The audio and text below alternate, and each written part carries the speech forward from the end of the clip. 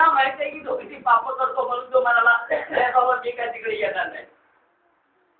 कारण पाप मनुष्याला काय करतं, देवापासून लांब करतं प्यार. पाप देवापासून काय करतं, लांब करतं प्यार. हालेलुया. ज्यावेळेला आदामाने हवाने पाप केलं तर परमेश्वर ज्या वेळेला एदेन बागेमध्ये आला प्यार, तर एदेन बागेमध्ये आल्यानंतर परमेश्वर म्हणाला अरे आदाम कुठे गेला, हवा कुठे गेली, रोज तर मी आल्या माझ्या संग असायची, आज कुठं आहे. देवाला माहित नव्हतं त्यांनी पाप केलेलं, देवाची आज्ञामुळे देवाला माहित नव्हतं. तरी सुद्धा देव म्हणतो उत्पत्ती 3:9 मध्ये देव म्हणाला अरे आदामा कुठे आहेस तू. तर आदाम काय केला होता माहिती आहे, स्वल्पामध्ये जाऊन लपून बसलेला होता. कारण देवाच्या ऐवजात त्याचं काय झालं होतं, पाप झालं होतं. कारण पापाची व्याख्या प्रियानो मरण आहे. रोगग्रस्त 6:23 देवाचं वचन सांगते प्रियानो, त्या पापापासून मुक्त जर व्हायचं असेल तर एकच जिसम आहे, एकच व्यक्ती आहे, एकच देव आहे, तो म्हणजे प्रभू येशू ख्रिस्त. हालेलुया. कारण त्याचं वचन सांगते प्रियानो पापाचं वेतन आहे, जो पाप करतो त्याला सुद्धा पगार मिळतो प्रियानो. जसा मनुष्य काम केल्यानंतर त्याला पगार मिळत असतो, तसं जो पाप करतो त्याला सुद्धा पापाचं वेतन आहे, त्याला सुद्धा पगार ह्या भूतलावर मिळतो प्रियानो. आणि असे मनुष्य माहिती आहे एक 50 वर्ष होईपर्यंत सुद्धा जगत नाही. पापामध्ये असतात, जी वाईट कृती करत असतात, त्या माणसाला आयुष्य कमी असतं प्रियानो, आयुष्य कमी असतं. ते लवकर जातात, फुकतात, बोंबीलसारखं होतात, वाळल्या आणि निघून जातात. कारण त्यांना माहित असतं त्यांनी काय पाप केलेला.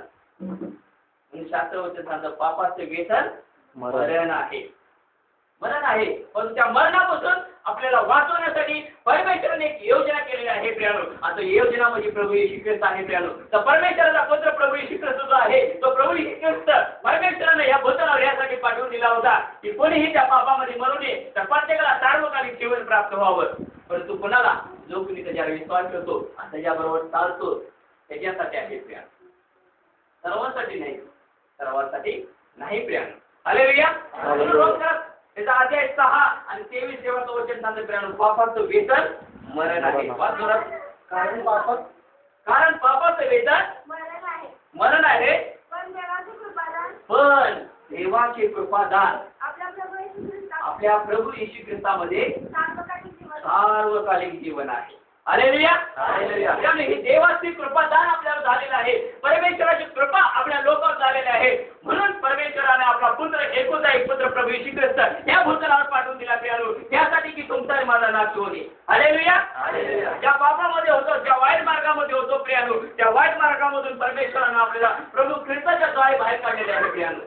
शास्त्र वचन सांगतं प्रियानो रोमकरांपत्र 10 आणि 9 मध्ये जो कोणी कबूल करतो आपल्या मुखाने आपल्या पापाची, त्याला तारण प्राप्त होते प्रियानो, त्याला मोक्ष प्राप्त होते प्रियानो. आणि कोणाला सुद्धा नाही प्रियानो. कुराणमध्ये लिहिलेलं आहे प्रियानो येशू ख्रिस्ताविषयी अनेक ग्रंथ सांगतात प्रियानो येशू ख्रिस्तच मार्ग आहे स्वर्गामध्ये जाण्याचा, आणि कुठलाही नाही. जगामध्ये किती जरी गुरु होऊन गेले, पण तो देवाचा पुत्र येशू ख्रिस्त जो आहे तोच एकमेव मार्ग आहे, तोच आपल्याला स्वर्गामध्ये नेऊ शकतो. जसं घरामध्ये येण्यासाठी एक दार असतं, त्या दरवाजाद्वारे स्वतःने केलेलं ते दार असतं प्रियानो, त्या दरवाजाद्वारेच मनुष्य आत येतो. तसं परमेश्वरानं आपल्यासाठी एक दार दिलेला आहे. योहान 10:9 मध्ये लिहिलेलं आहे, येशू म्हणाला मीच दार आहे, आणि जो कोणी माझ्याद्वारे आत येईल त्याला खायचं प्यायचं मिळेल, आणि कुणाला सुद्धा नाही प्रियानो. जगामध्ये किती जरी अशी दारं असतील, पण तो प्रत्येकाला खायचं मिळत नाही प्रियानो. आपण कधी पाहिलेलं आहे काय, मी सुद्धा जुन्या काळाच्या जुन्या गोष्टी सर्व काही केलेला मनुष्य आहे, तरी कधी ऐकलं नाही प्रार्थना केली, पूजा केली, येडच बरा झाला, कॅन्सर बरा झाला, मोठमोठे आजार बरे झाले. कधी कोणी ऐकलं? लंगडा पळायला लागला, आंधळा होता त्याला दिसायला लागलं, त्याला ऐकायला येत नव्हतं त्याला ऐकायला लागलं, त्याला बोलता येत नव्हतं तो बोलायला लागला. असं जगामध्ये आपण कधी ऐकलं नाही का? नाही. त्या शास्त्र वचन सांगतं ज्याला कुठं जर जायचं असेल तर त्यालाच उचलून न्यावं लागतं. तो काय आपल्याला उचलून नेणार आहे? नेणार आहे काय? त्याला ऐकता येत नाही, त्याला बोलता येत नाही, त्याला चालता येत नाही, त्याला काय करायचं असेल तर करता येत नाही. सगळं काय आपणच करायला लागतंय, माणसंच करतात.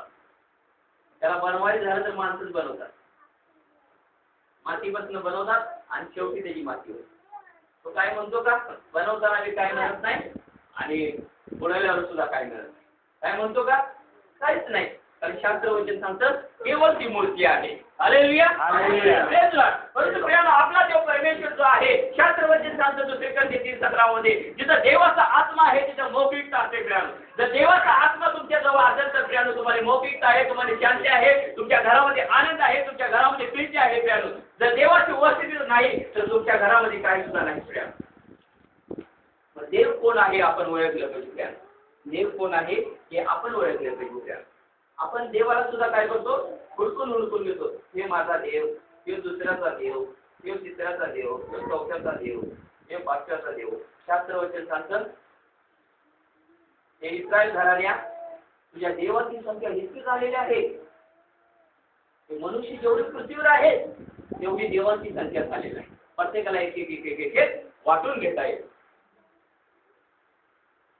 किती देव आहेत का हो? कुणाला तरी विचारा, येशूचं सांगा आणि तो कुठल्या तर देवाला सांगत असला पंडित म्हणतो एकच देव आहे हो, लगे बोलतो एकच देव आहे. Hallelujah hallelujah. शास्त्र वचन सांगतं प्रियानो याकूब 1:19 मध्ये भूत सुद्धा थरथर कापतात आणि ते सुद्धा म्हणतात एकच देव आहे.